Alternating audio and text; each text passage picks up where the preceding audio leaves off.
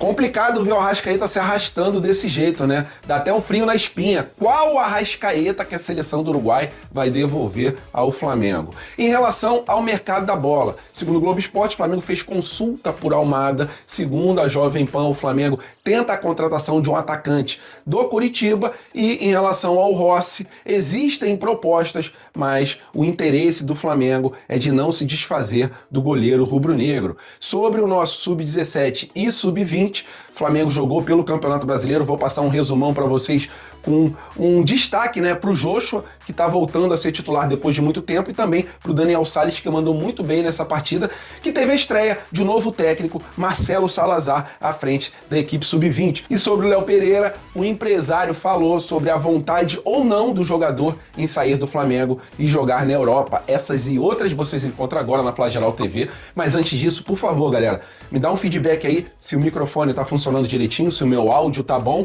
E agora vamos para as notícias, que é o que interessa. Isso aqui é Flamengo! E rapaziada, falando sobre Léo Pereira e a vontade de ser feliz e não apenas de ter dinheiro no bolso. Dá uma olhadinha aí no que disse o Ricardo Scheid, que é o empresário do atleta, sobre a possibilidade dele deixar o rubro-negro, porque recebe várias propostas, né? Com certeza, até porque é quase um titular da seleção brasileira. Então, o pensamento dele sempre foi esse também. Ele sempre deixou bem claro, falou assim, cara, eu acho que para eu sair do Flamengo, para eu sofrer, para ir para um clube, para eu ficar lá embaixo, brigar para não cair, não disputar título, não brigar por nada, para ganhar um pouco mais, para não mudar minha vida, não faz sentido. Então ele sempre foi bem assim, taxativo comigo. Não adianta trazer um clube pequeno de Europa só para dizer que eu vou para a Europa, que eu não vou. Eu prefiro ficar aqui e conquistar título e fazer minha história no Flamengo, e graças a Deus está fazendo, né? Está acontecendo. Teve. O Nottingham Forest, teve West Ham, teve Besiktas, Cruz Azul, teve Monterrey, deixa eu lembrar mais que teve. Al Nassr, números assim exorbitantes, uma coisa que realmente mudava a vida de qualquer pessoa. E acabou que não evoluiu no momento. E esses três também estão certos, né? Sevilha, Valência e Porto. Isso foi na última janela, acho, também, na última ou na penúltima janela. Consulta que teve, o Flamengo nunca abriu mão de... Nunca definiu um número assim, queremos isso e por isso a gente vende.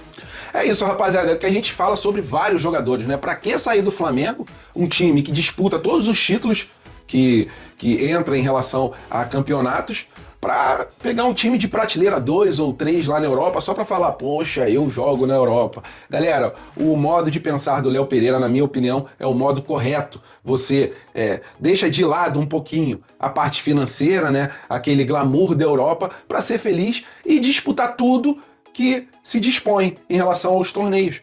Para mim tá certo, o Léo Pereira, cara, é um jogador exemplo, né? Porque chegou no Flamengo, foi muito contestado, fez besteira sim, né? A gente já pegou ali fatos dele falar que estava doente, daqui a pouco ele estava no baile do Rio das Pedras, bebendo uma Heineken e fumando um cigarro.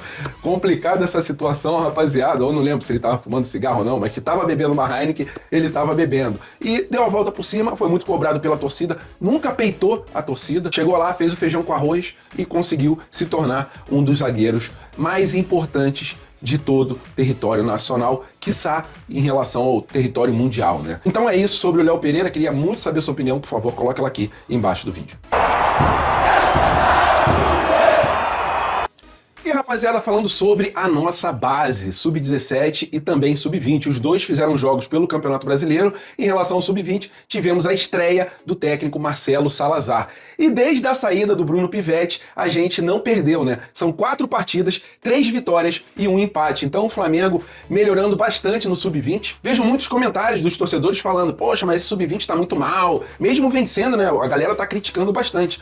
Só que, rapaziada, o Sub-20 é um passo pro time profissional. Então são muito disputadas as partidas, né? A verdade é essa. E a gente vê poucas goleadas nessa categoria. E o Flamengo enfrentou o Atlético Paranaense na Gávea e conseguimos sair com placar positivo. 1-0 com gol do Daniel Salles. E nessa partida, o grande destaque, né, além do Daniel Salles, que Se der mole, a bola parar na frente dele, ele já manda um petardo pro gol. O outro destaque foi o Joshua, né? O Joshua, depois de muitos e muitos meses, acredito eu que desde janeiro, o Joshua não jogava como titular, ele voltou a ser titular e protagonista também nesse time. O Joshua faz o time do Flamengo jogar muito bem, galera. Se o Rian Roberto não tivesse sido afastado do elenco rubro-negro, cara, o Joshua junto com o Rian Roberto dá muita liga, esses dois juntos, mas o Rian Roberto é passado a princípio, vai sair do Flamengo, e o Joshua é esse cara para dar uma nova vida ao time sub-20. A bola para no pé do Joshua, galera. Ele tem muita tranquilidade,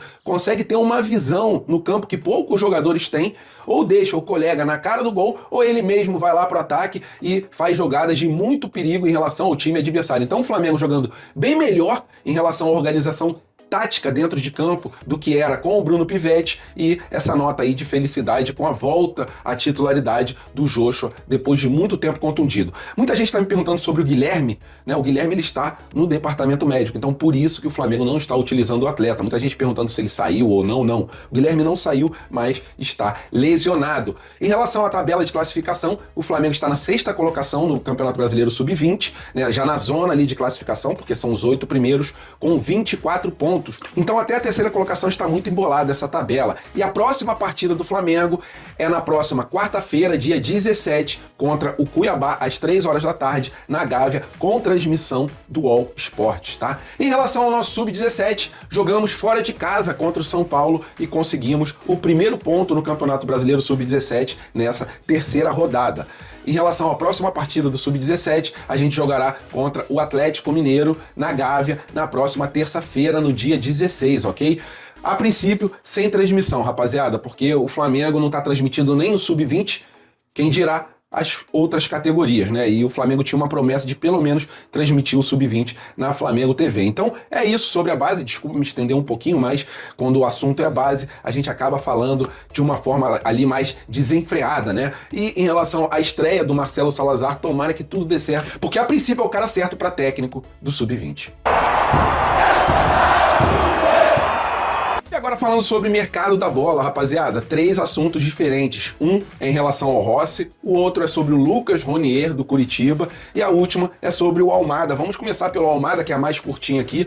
Segundo o Globo Esporte, o Flamengo fez uma consulta pelo Almada, né, para saber, né, fazer aquela sondagem em relação ao staff dele, se ele tem desejo de vir jogar no Brasil ou não, para o Flamengo fazer aquele investimento mais forte, né, em relação à contratação do jogador. Mas, segundo o Globo Esporte, o atleta, ele quer permanecer lá na Europa, então ele vai usar a Copa do Mundo, já que ele é titular da seleção da Argentina, para tentar se valorizar e receber algumas propostas lá do velho continente. Caso isso não aconteça, existe sim a possibilidade dele vir aqui para a América do Sul, mas, segundo o Globo Esporte, se ele não permanecer na Europa, existe um grande concorrente aqui, que é o River Plate, que é um que pode rivalizar em relação à parte financeira com o time do Flamengo. Então, é isso sobre a Almada, mas de verdade, rapaziada, como o Flamengo não está com tanta grana assim em relação ao mercado da bola nesse meio do ano, a possibilidade do Almada vir é uma possibilidade muito, muito remota. Em relação ao jogador do Curitiba, o Lucas Ronier, segundo o jornalista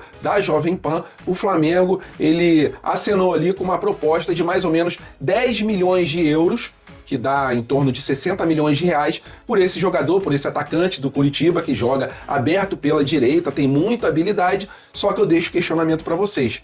10 milhões de euros é muita coisa para uma aposta em relação ao jogador do Curitiba, ou vocês acham que vale a pena, até porque o jogador tem 21 anos, viria ali mais ou menos para o lugar do Luiz Araújo, né, para disputar a vaga com o Plata aberto pela direita, e ele poderia se valorizar e ser vendido por um valor muito maior no futuro. Mas estou vendo também muito torcedor falando que não valeria um investimento por apenas uma aposta, um jogador que talvez não dê certo aqui no Flamengo e que seria melhor o Flamengo puxar algum jogador da base. Sua opinião é importante, por favor, coloca ela aqui embaixo do vídeo. E para finalizar esse assunto de mercado da bola, que eu não gosto de ir a fundo nesse assunto, até porque 95% são apenas especulações, né? E 5% é algo concreto. Em relação ao goleiro Rossi, segundo o Globo Esporte, o Flamengo recebeu algumas sondagens, mas o desejo do time e também do goleiro é de permanecer no rubro-negro, né? O Rossi, que está sendo contestado por causa de algumas falhas, mas, ao meu ver, não existe um goleiro melhor para a gente colocar no lugar dele.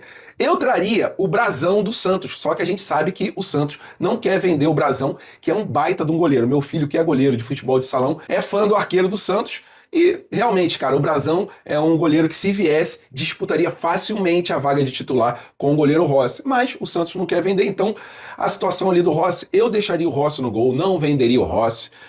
Daria uma olhadinha com mais calma no Endriel, né, nesse momento de treinamento em relação à Copa do Mundo, mas essa é a intenção do Flamengo, né? Não vender o Rossi e, a princípio, o Rossi também não quer sair do rubro-negro. É isso, rapaziada, sobre o mercado da bola. Tentei fazer o resumo mais sucinto possível para não ficar tomando o tempo dos senhores com notícias que muitas vezes são apenas especulações dos empresários. Valeu, nação rubro-negra, estamos juntos, fiquem com Deus, até a próxima e saudações.